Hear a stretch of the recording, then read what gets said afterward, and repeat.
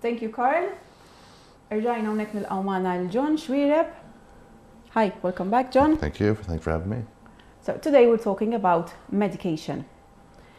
Nowadays, a lot of people are afflicted with like certain conditions, medical conditions, and obviously they take medicine for it, for diabetes, heart conditions. Lots. How does this affect, like, if you're having like a healthy lifestyle, how does this affect Medication. the medication? Well, the first thing is, you know, when it comes to medication, a lot of times medication is the last resort that people are partaking in because, you know, they have certain circumstances, you know.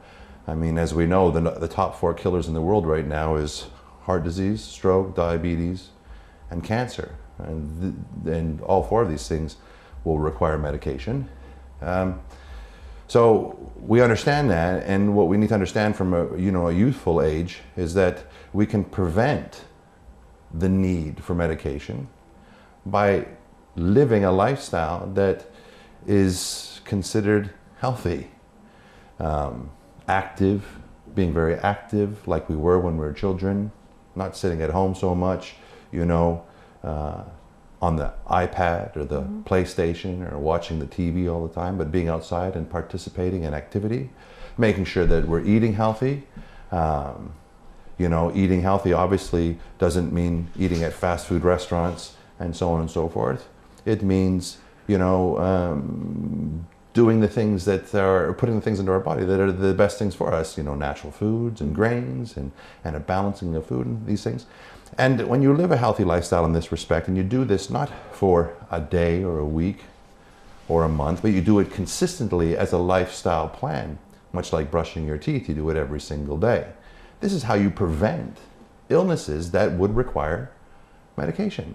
And so this is what people need to understand, is that, you know, no one really thinks about the future. No one really thinks, you know, is this going to happen to me? They always hope that it doesn't. But oddly enough, you find yourself in that position where you go to the doctor because you're feeling a certain thing, and he says, well, you know, you've got this or you've got that, and we're going to have to treat this with medication. And then you sit there and say, oh my God, I am now subjected to taking insulin 3 times a day. And oh my God, could I have done anything to prevent this? Well, of course you could have done something to prevent this. This is where the education has to be instilled into the children growing up. If you don't want these particular circumstances to unfold in your life, do what it takes to avoid them.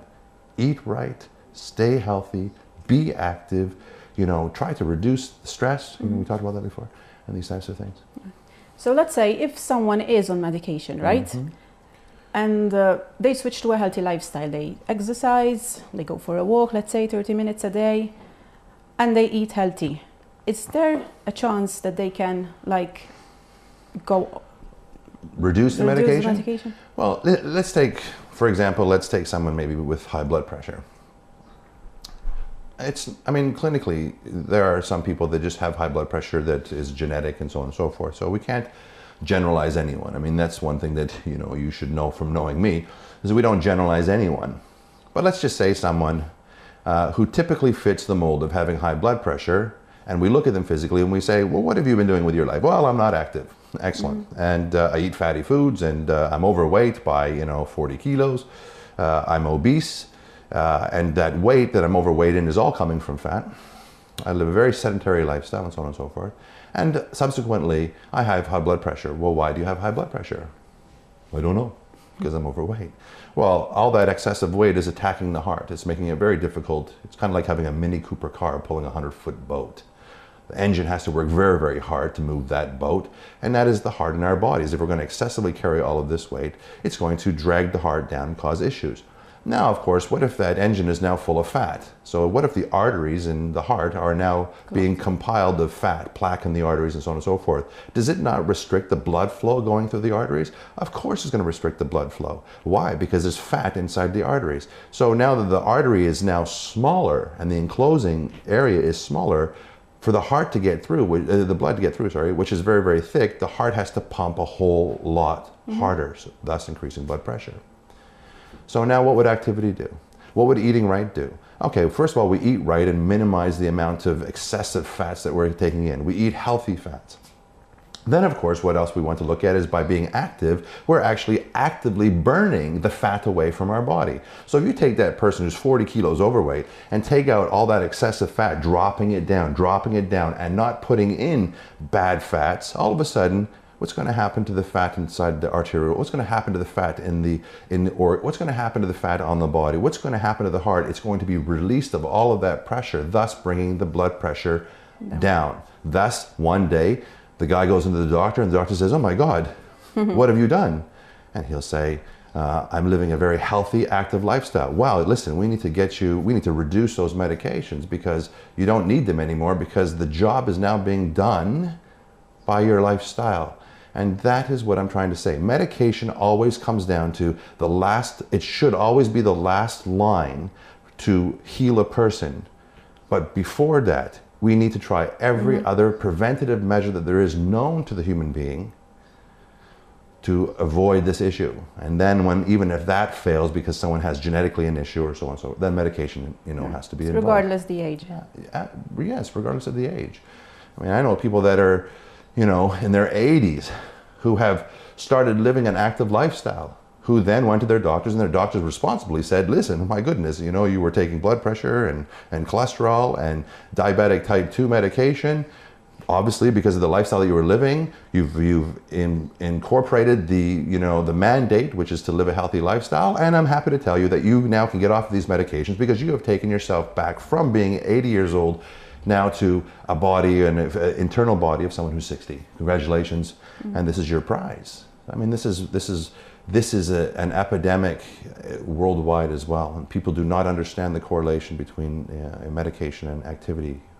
To reduce the amount of medication that a person would ultimately go on, increase the amount of activity in healthy living and lifestyle and food. Right. So, I mean, one other thing you need to look at is that this is not, because I think you touched on age. This is you have children nowadays who are growing up, like I said, and they're not active anymore. You have a whole generation of people who are not active. I don't want to sort of state my age, but like when I was growing up, we had a black and white TV with a remote control, no remote control. There was no such thing as I think we had Pong. I think there was no video games, and there was no phones, and there was no laptops and stuff like that. So my whole life was spent outside. And I don't remember ever growing up and hearing about friends of mine or anyone near me dying of obesity in their 20s or having issues with cancer or having all of these things that we're seeing today, and it's because the lifestyle that we were living as kids. Summertime, we were always swimming, we're always running around. We used to be out on the street playing street hockey, I played football, soccer, lacrosse, basketball, baseball, track and field. And as a kid, I mean, and even in school, we were participating every single day with PE, 1 hour every day of activity. And then lunchtime, we're outside and we're playing kick the ball and this and that. And it's not what's happening anymore today. And so you're seeing all these kids who are just, doing nothing. And truly the parents are encouraging this as well because it's like, well, listen, we're busy, we've got a house to take care of, two of us have to work, everything is so expensive. And truthfully, if we can keep, our 4-year-old kid occupied without having to talk to us so much, here's an iPad, knock yourself out. I mean, you see it everywhere you go. I mean, if you look at a bus, everyone's like this. Yes. If you look at restaurants, mom, dad, kids, maybe the dad's not, and he's like this. Staring. Looking around at everyone else. No one's communicating, So, I mean, this itself is what's driving this whole generation where now you're seeing kids in the hospital walking, 9-year-old children with cancer, cancer, and you have kids with, a high rate of asthma, and you have, obesity, and kids are, you're seeing them in their 20s and their 30s. I mean, you might know as well. I know people that are in their 30s that they're already dead because of obesity.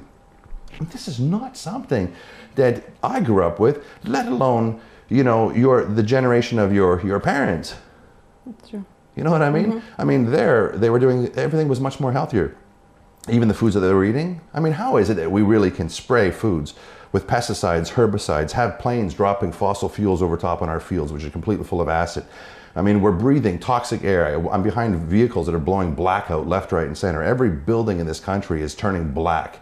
The foods, the chicken, the beef that we're eating. I mean, they're full of drugs, so that these animals grow much, much faster. So, you know, of course, everyone's making more money, and we're eating this kind of thing. You know, so you have your foods and any of the bad foods that you're eating. I mean, look, you can buy an item that says 0 calories, 0 fat, 0 protein, 0 carbs. Well, if it's 0, 0, 0, 0, what is it? It's chemicals. So people are eating chemicals. The food is raised with drugs. The chemicals all over the fruit, the veg and the fruit, and we're putting that all into our bodies. And then we're saying, hey, I'm full of toxins, okay? And what I'm doing responsibly is this: I'm doing nothing. I'm not active, I'm not exercising, you know, I'm eating all this horrible stuff. Just, what do you think is going to come? What do you think is going to happen to these kids? I literally, what I'm going to tell you, I believe in my heart that this generation of children will not outlive their parents. I believe it, it's my opinion, because at least our parents were born into activity, and our kids are born into laziness. They're doing nothing, and they're not encouraged to do it. You know, we knock out things, you know, we knock out sports, we knock out these things to give kids these outlets. And this is where it's all coming from. I hate to see what's happening in 30 or 40 years from now, when these kids are growing up fat, obese, out of shape, with no ethics of taking care of themselves, and see where it happens. I mean, great for business, but completely unfortunate when it comes to the health and wellness of these children. It's true. So I would love to ask you more questions, John, but however, unfortunately our time is up. No problem. Nirringrazzjakom tal-SMSs li qed tibatu. Ibatulna jekk għandkom xi domandi għal John, in-numru huwa 506-16750, 506-16750. We'll be back next week with another topic. Thank you, John. Thank you.